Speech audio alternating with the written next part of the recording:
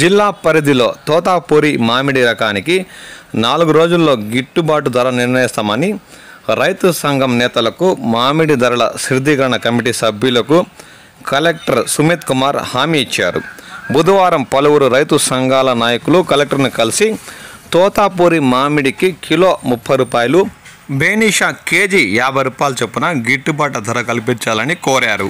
ఈ సందర్భంగా రైతు సంఘం రాష్ట్ర ఉపాధ్యక్షుడు రామానాయుడు, జిల్లా అధ్యక్షుడు జనార్దన్, నాయకులు ఆనందనాయుడు, హరిబాబు చౌదరి, మునీశ్వర్ రెడ్డి, భారతి, నాగరాజు, గంగరాజు తదితరులు కలెక్టర్ను కలిసిన వారిలో ఉన్నారు. ఈ నెల 31న స్థానిక ఎమ్మెల్యేలకు, ఎంపీలకు గిట్టుబాటు ధరలపై వినతి పత్రాలు అందించాలని నిర్ణయించుకున్నట్లు వారు పేర్కొన్నారు. ప్రభుత్వ స్పందనను బట్టి భవిష్యత్తు కార్యాచరణ నిర్ణయిస్తామని ఈ సందర్భంగా రైతు సంఘం నాయకులు పేర్కొన్నారు. రాబోయే రోజుల్లో గిట్టుబాటు ధరలు లేకపోతే రైతులు ఈ ఏడాది కూడా మామిడి పంట దిగుబడుల్లో తీరని కష్ట నష్టాలు పాలయ్యే కోసం ఉందని ఈ సందర్భంగా వారు ఆందోళన చెందుతున్నారు.